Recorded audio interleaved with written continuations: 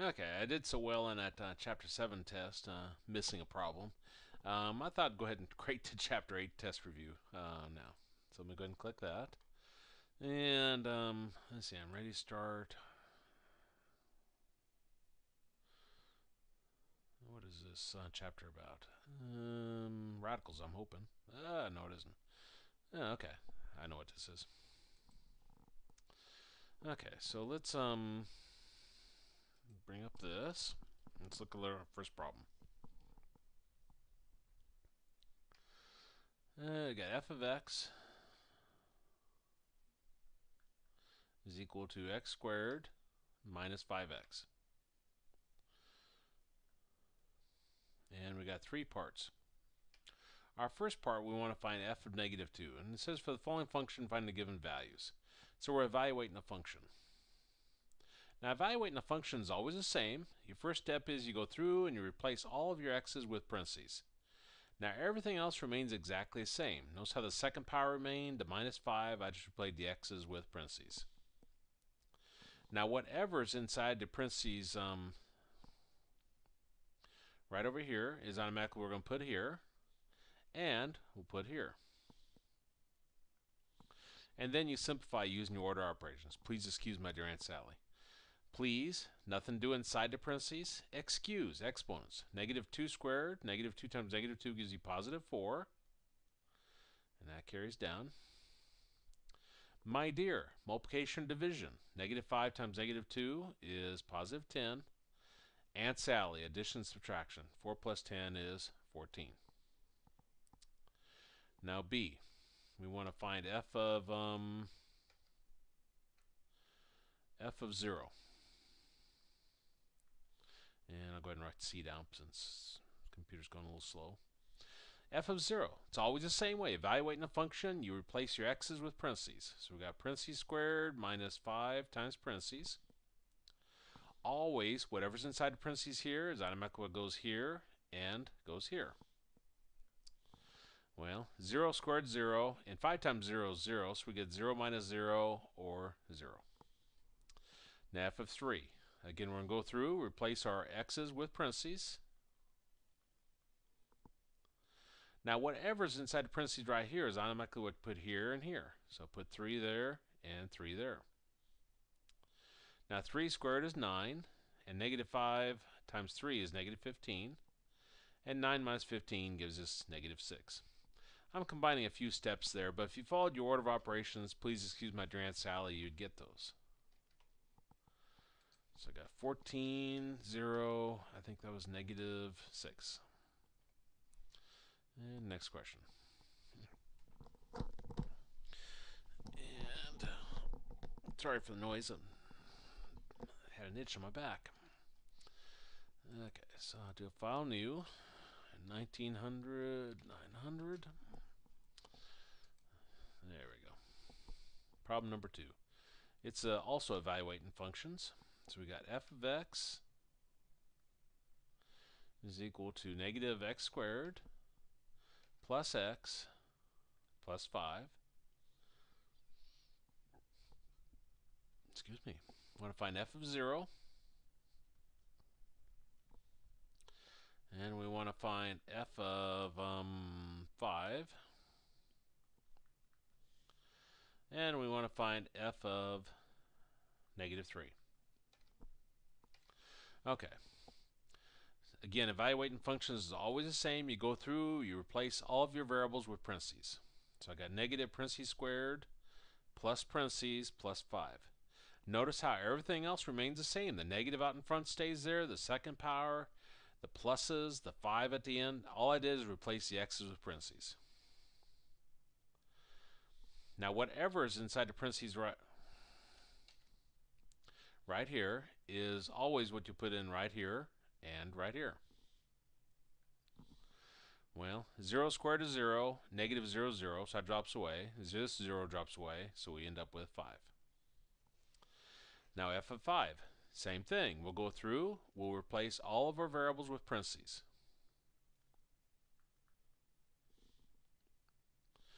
And again, whatever's inside the parentheses right here is automatically what you put in right here and right here. and we'll follow order operations. Please excuse me, my dear Aunt Sally. Please, there's nothing to do inside the parentheses. Excuse, exponents. Remember, an exponent only affects what's to its immediate left, so the negative carries down, and 5 squared is 25. Plus 5, plus 5. Now Aunt Sally, addition and subtraction. Negative 25 plus 5 is negative 20 plus 5, which gives us negative 15. Now f of negative 3. Again, we'll go through. We'll replace all of our variables with parentheses. Now whatever's inside the parentheses right here is automatically what you're going to put here and what you put here. Now we want to use our order operations to simplify this. Please, there's nothing to do inside the parentheses. Excuse, exponents. Well, here we got negative 3 squared. This negative carries down. Negative 3 squared, negative 3 times negative 3 gives us a positive 9. Now here we can apply our shortcut. Plus parentheses minus becomes a minus. Plus 5. Aunt Sally, addition and subtraction. Negative 9, negative 3 is negative 12 plus 5. And negative 12 plus 5 gives us negative 7. 5, negative 15, negative 7. 5, negative 15, negative 7. And next question. Graph this function. 7x minus 8.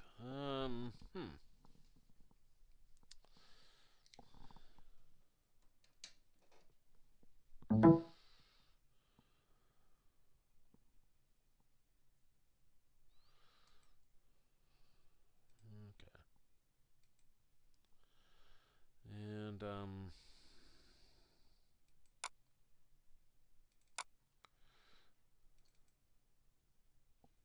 okay.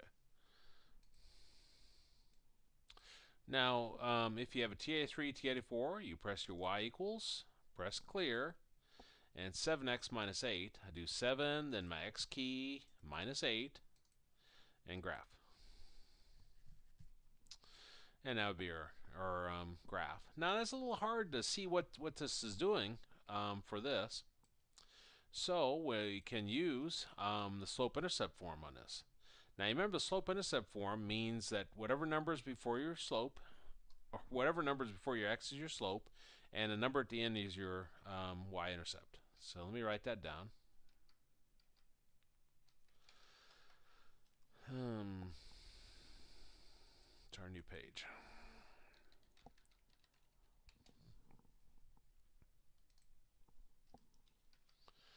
So we got f of x is equal to 7x minus 8. Okay, so our m would be the number in front of our x, which is 7. And you always want to write that in fraction form if you're graphing these. So it's 7 over 1. Our y-intercept will be the number at the end, which is a negative 8. Now, the 7, that's the change in, this is change in y over the change in x. Since this is a positive 7, that means we're going to go up 7. And since that's a positive 1, that means we'll go right 1. If that was a negative 7, we'd go down 7. If that was a negative 1, we'd go left 1.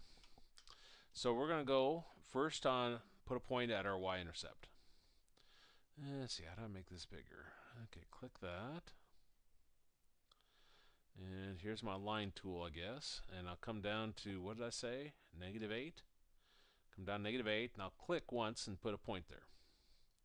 And then I'm going to go up 7, right 1.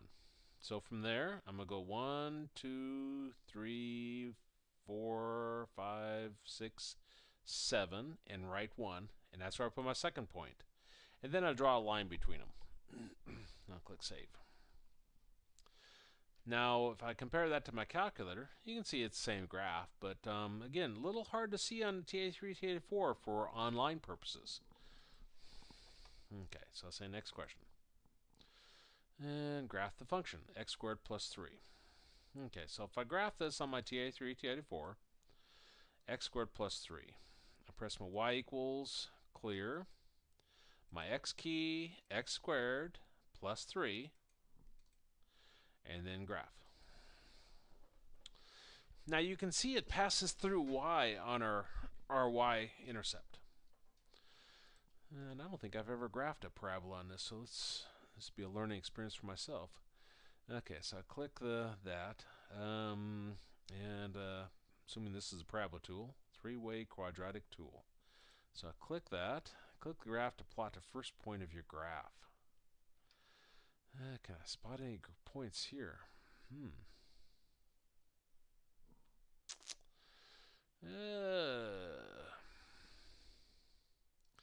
On your TA3, TA4, you can go into table mode. So if I do second button and then graph, then I can get some table or some points. And I can do my up arrow to see other ones, or down arrow to see more down there. So -1, 4. I can't see this. I'm blind. How do you make it bigger? Maximize. So -1, 4. -1, 4 is right there. Then I got 0, 3. So 0, 3. It'd be right there. And then 1, 4. It's kind of a built-in T-chart into your TA3, TA4. So I click there. And click Save. And now if I look at that, it's not going to look exactly like our calculator here. You know, it's like, well, that doesn't look like the same graph. It has to do with the window settings. This is -10 to +10 on my X and my Y axis. So this is from -20 to 20 on X and Y, so that's why it looks different, in theory. Okay. Next, domain. Let's see the graph. Let me grab a drink here. Pop, that is. Okay, the domain of the graph is, now a domain is your X values where your graph exists. Well, if I pick an X value, like I pick -6 right here, the question is, can you go up or down and find your graph? Well, if I go down, I find my graph, which means it exists there. If I come over here to -10, the question is, can you go up or down and find my graph? Well, if I go down, I can find my graph. And this arrow means it keeps going down forever. So if I come over here to -1 million, if I go down far enough, I'm going to find my graph, which implies it's going to -infinity. So do -infinity, comma. Now in terms of the right-hand side here, if I come over to x equals 10, if I go up or down, I don't find my graph anywhere. It doesn't exist there. If I come to 7, 5, 6, 7. If I go up and down, find my graph, I don't find it anywhere. It doesn't exist there. Actually, the rightmost point where it exists is right here. If I come straight down to my x-axis, it looks like 6. So I'm going to put in 6, and then I'm going to put a bracket. The only time you put a parentheses is when there's an open dot on that. That doesn't like about that. Domain of the type your answer in interval notation. Still red. -infinity, comma, 6. I'm thinking that's right. Probably get another one wrong. That'd be great. Okay, the range. Range is your y values where your graph exists. Well, if I come down here to -5, the question is, can you go left or right and find your graph? Well, if I go left, I find my graph, so it exists there. If I come down to -10, if I go left far enough, I'll find my graph, because this is going to keep going forever. If I come down here to -1 million, if I go to the left far enough, I'll find my graph, which implies that the range is going to -infinity. Oops. Now our highest point where our graph exists, the highest point is right here. If I come up to y equals 5 and I go left or right, I don't find my graph anywhere there. The highest point where it exists is 4. So I'll put in 4 and then I'll put in a bracket.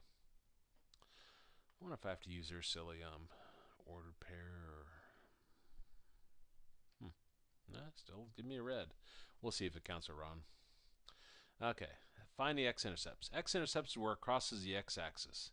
That looks like -1, -2, -3. So this would be -3, 0. Now the y-intercept, that's where it crosses the y-axis, which is right here. So that's 1, 2, 3. So it'd be 0, 3. says determine the zeros, if any. Zeros is the same as your x-intercept. So 0 would be negative 3. Let's go next question. Okay. Find the zero of the linear function. This is problem 6.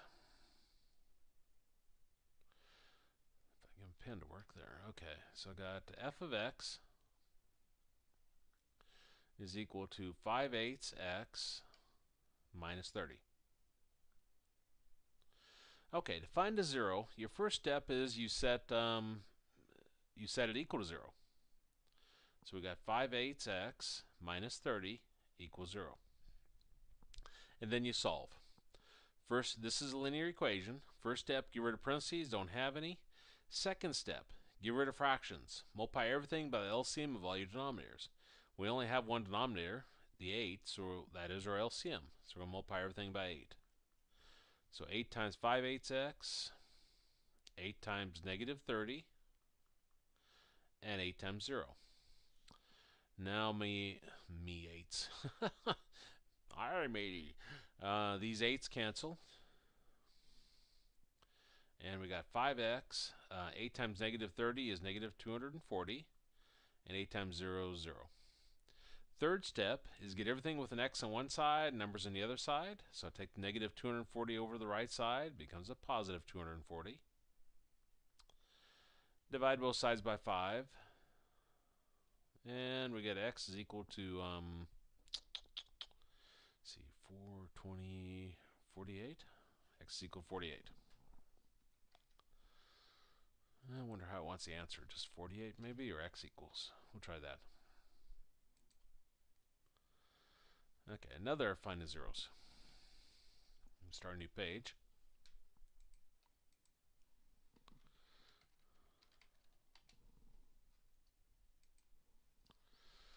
Okay, we got f of x is equal to negative 2/3 x plus 4. And to find a zero, your first step is you set it equal to 0. So I got negative 2/3 x plus 4 equal to 0. And then we want to solve. Well, first step, get rid of parentheses, don't have any. Second step, get rid of fractions. Multiply everything by the LCM of all your denominators. We only have one denominator, so we're going to multiply everything by that. So take 3 times negative 2/3 x, 3 times 4, and 3 times 0. Well, those 3 is going to cancel. We got negative 2x plus 3 times 4 is 12. 3 times 0 is 0.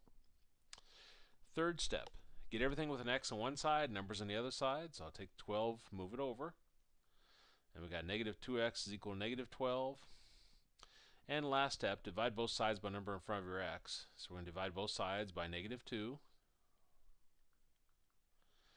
And we get x is equal to 6. And that's our 0. And I'll just put a 6. I'm not sure what format it's looking. Solve the compound inequality. Let me close some of these. I think I've done less whining this video than the previous one.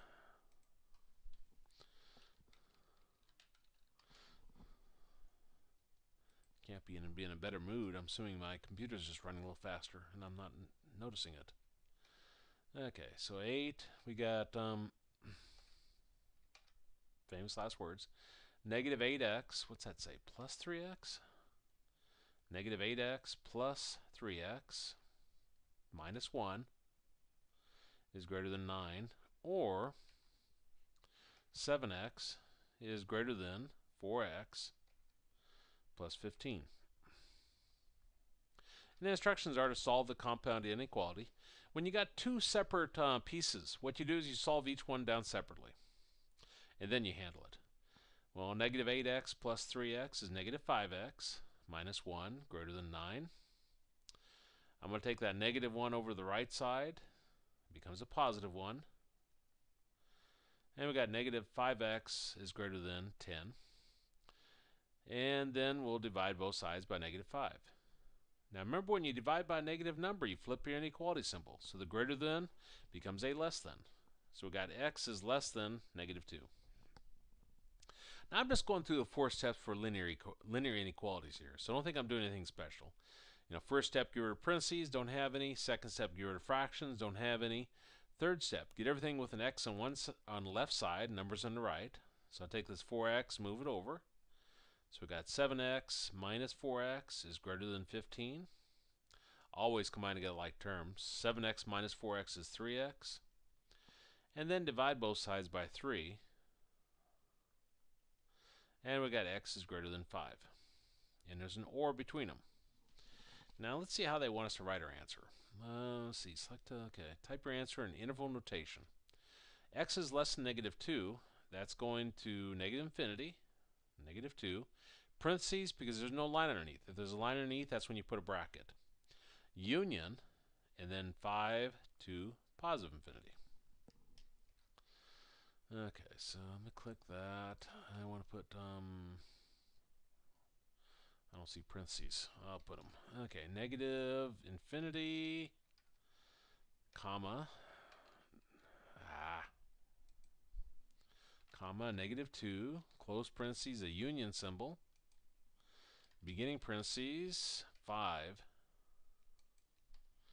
comma, infinity, closing parentheses. And then choose the graph. Okay, here's negative infinity going to there. It's parentheses, so that's good. This one's 5. That looks like, let me double check all the rest of these. Okay, it's A. And let's say next question. Okay, solve the absolute value equation.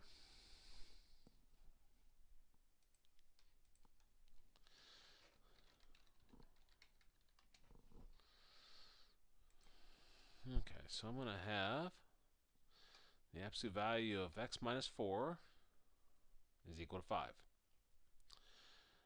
Now, we want to get the absolute value by itself. Nothing in front of it, nothing after, just the absolute value of something, which we have. So this is the formula. I'll label what's inside inside the absolute value as p, and the other side is your q. Let me try to rewrite that with the pen working right. There we go. And our formula is p is equal to q, and p is equal to -q. So everywhere I have a p in my formula, I'll plug in x minus 4, and everywhere I have a q in my formula, I'll plug in 5. So I got x minus 4 is equal to 5, and x minus 4 is equal to -5. And then we want to solve these. So I'll take -4 over and becomes a +4, and we get x equals 9. And this one I take -4 over and becomes a +4, and we got x is equal to -1. So I got 9 and -1. Let's see. Use a comma to separate answers as needed. -1, comma, 9. And next question. Another absolute value equation. Is there more problems? I thought it was just 10. I'm not done. Okay.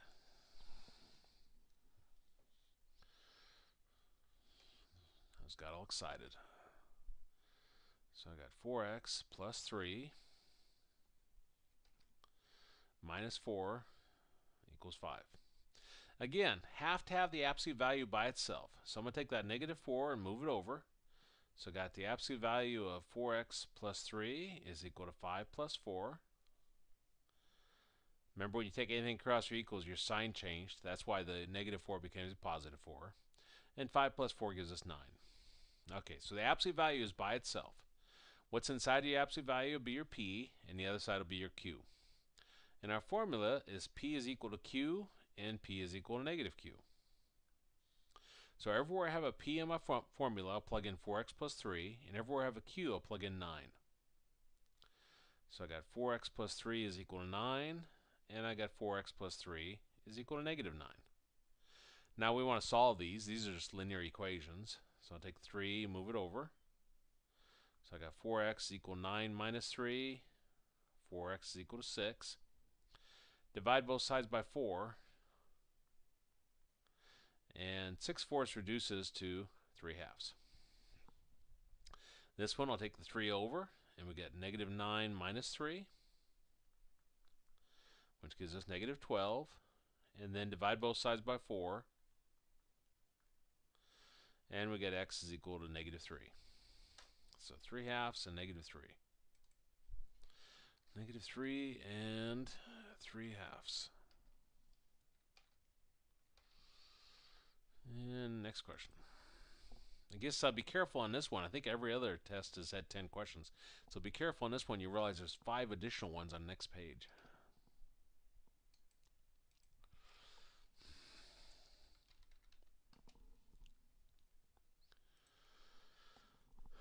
Okay, so we got negative 4,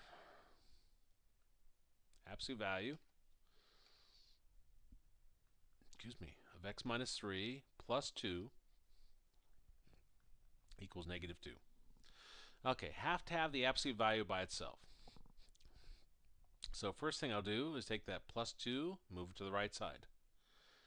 And I got negative 4, absolute value of x minus 3 is equal to negative 2 minus 2.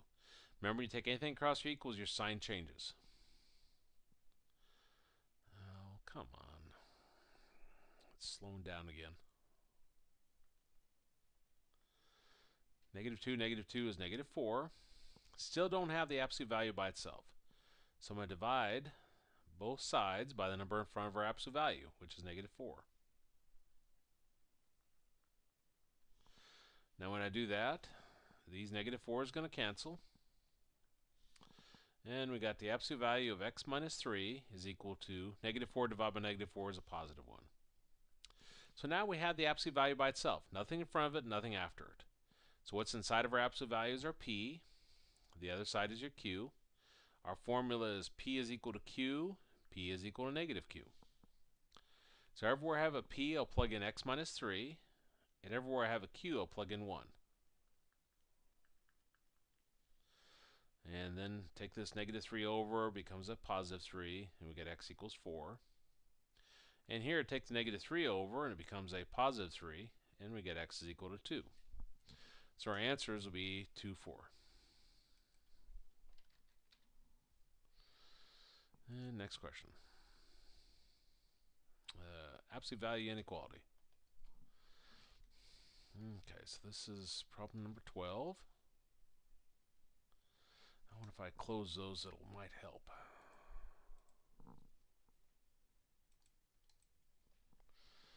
Okay. We got the absolute value of x minus 5 is less than or equal to 8. Now, absolute values, inequalities, have to have the absolute value by itself on the left side. And this one's by itself. There's nothing in front of it, nothing after it. We just got the absolute value. Well, what's inside your absolute value would be p, and the other side is your q. The formula for less than or equal to looks like this. You got negative q is less than or equal to p is less than or equal to positive q. Now, everywhere we have a p, we'll plug in x minus 5, and everywhere we have q, we'll plug in 8. So I got negative 8 is less than or equal to x minus 5 is less than or equal to positive 8. Now this is solving a compound inequality with 3 sides. First step was get rid of parentheses, don't have any. Second step was get rid of fractions, don't have any. Third step was to get everything with an x in the middle, numbers on the other 2 sides. So I'll take the negative 5 to the right side and to the left side. So I'm going to have negative 8 plus 5 is less than or equal to x is less than or equal to 8 plus 5. Negative 8 plus 5 is negative 3, and 8 plus 5 is 13. Let's see how to write the answer. Type your interval notation. Okay, well, I'm going to have a bracket. Bracket because there's a line underneath here. Negative 3, comma 13, and bracket on this side. Bracket again because there's a line underneath. So, negative 3, 13. And looks like D is the one that matches. Bracket on negative 3, bracket on 13, shade in between them. Next question. Another absolute value inequality.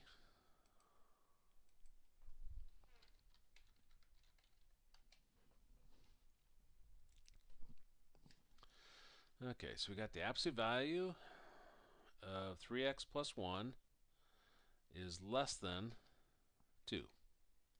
Again, the absolute value has to be by itself. And it's by itself here. We don't have anything from it, anything after, just have the absolute value of 3x plus 1. So what's inside the absolute value is going to be our p, and the other side is going to be our q. Our formula for less than is negative q is less than p is less than positive q. So everywhere I have a p, I'll put in 3x plus 1, and everywhere I have a q, I'll put in 2. So I got negative 2 is less than 3x plus 1 is less than a positive 2. And this is solving a compound inequality with 3 sides. Our first step is to get rid of parentheses, don't have any. Second step is get rid of fractions, don't have any. Third step, get everything with an x in the middle, numbers on the other 2 sides. So take this 1 over to the right side and to the left side. So we got negative 2 minus 1 is less than 3x is less than 2 minus 1. Negative 2, negative 1 is negative 3. 2 minus 1 is 1. Last step, divide all 3 sides by the number in front of your x. So we'll divide all 3 sides by 3. And negative 3 divided by 3 is negative 1, is less than x, is less than 1/3.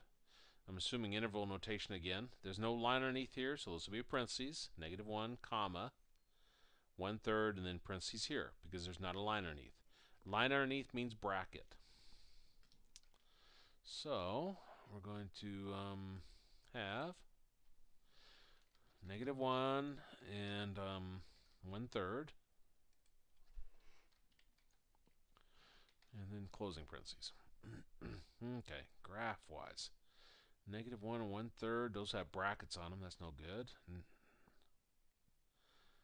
If that's negative 1, wait a minute, negative 1, negative, well, these are kind of hard to read.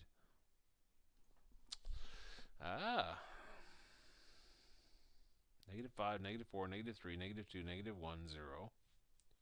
So it's going from negative 1 to positive 1/3. Okay. Okay, negative 4, negative 3, negative 2, negative 1. It looks like, I guess, B. And next question. Another absolute value inequality. So we got absolute value of y minus 1 is greater than 9. Okay, absolute value has to be by itself on the left side, and it is. There's nothing in front of it, nothing after it. So what's inside the absolute value will be p, and the other side will be your q. Our formula for a greater than is p is less than negative q, there's an or in the middle, and p is greater than positive q. This does not mean you can pick one or the other. You have to plug into this entire formula. Now wherever we have a p, we'll plug in y minus 1, and wherever we have a q, we'll plug in 9. So we got y minus 1 is less than negative 9, or y minus 1 is greater than positive 9. Now here I'll take the negative 1 over. So we got negative 9 plus 1. Y is less than negative 8. Here I'll take negative 1 over. And we got 9 plus 1, or y is greater than 10, with an or between them. Now, interval notation. Y is less than negative 8. That goes to negative infinity. Y is greater than 10 goes from 10 to positive infinity. And then there's a union symbol in between them. Okay, so we got negative infinity, comma negative 8. Close parentheses, union symbol. Beginning parentheses, what was it, 10? Yeah, 10, comma, infinity. Close parentheses. Okay. This one's going, that's a bracket though. This one's a parentheses.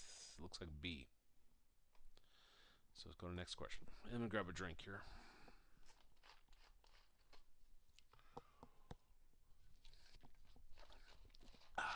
This one doesn't look like the last one. It's good. I'm getting kind of tired of doing algebra.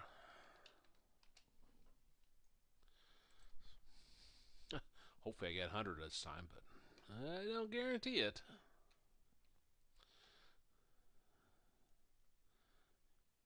Got absolute value of negative 5x minus 2 minus 8 is greater than 0. Okay.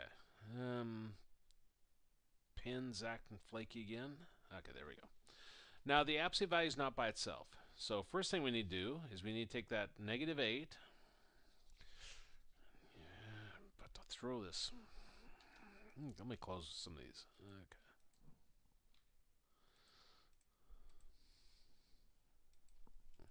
Let's try that. Okay, so I'm going to take this negative 8 and move it over to the right side. Okay, so I'm going to use my mouse. This is, okay, so I got negative 5x minus 2.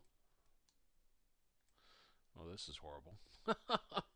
Greater than a positive 8. Let me go back to my, even though it was frustrating, it's better than working with the mouse. Okay, the absolute value is by itself. If I can actually click the red, then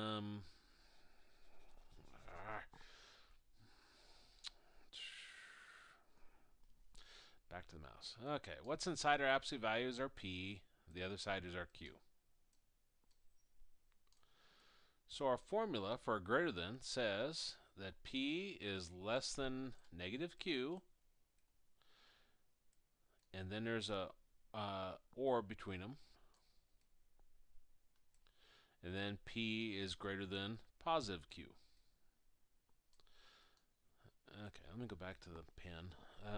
That's horrible. So wherever there's a p, we'll plug in negative 5x minus 2. So negative 5x minus 2 is less than, and wherever there's a q, we'll plug in 8. So I'm going to have negative 8, or negative 5x minus 2 is greater than a positive 8. Okay, now we want to solve these. So here, I'm going to take the negative 2 to the right side, and it becomes a positive 2. Negative 8 plus 2 is negative 6. Divide both sides by negative 5. And remember, when you divide both sides of an inequality by a negative number, you flip your inequality symbol. So the less than becomes a greater than. So we got x is greater than 6/5. Now this one, we'll take the negative 2, move it to the right side, it becomes a positive 2. 8 plus 2 is 10. And divide both sides by the number in front of your x, which is negative 5. And a greater than becomes a less than.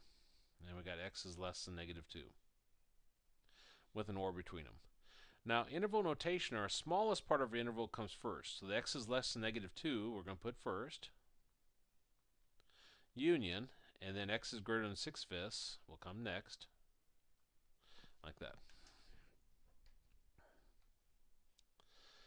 Okay, so I got negative infinity to negative 2. So negative infinity to negative 2 union. And I said negative 2, but I wrote positive 2. So negative 2 there. Union 6/5 to positive infinity. So beginning parentheses 6/5, comma, positive infinity, close parentheses. The question I'm wondering about, oops, do you want to leave this question? No. It's about to graph it. Negative 2, 6/5, parentheses, that's a bracket, that's no good. Parentheses, parentheses, that looks good. C, it looks like. Maybe. I better check this. Negative 2, negative 1, negative 2, negative 1, negative 2. Okay, that's bracket there. This is parentheses, so it has to be this one. Okay. Now I'm going to go back to the first ones. Remember that one that was red and wouldn't change? I'm curious about it. I don't remember which one it was, but there it is. Why is that red? I'm assuming that's not kind of wrong. That bothers me. But let's go ahead and submit the test and see what happens. Okay.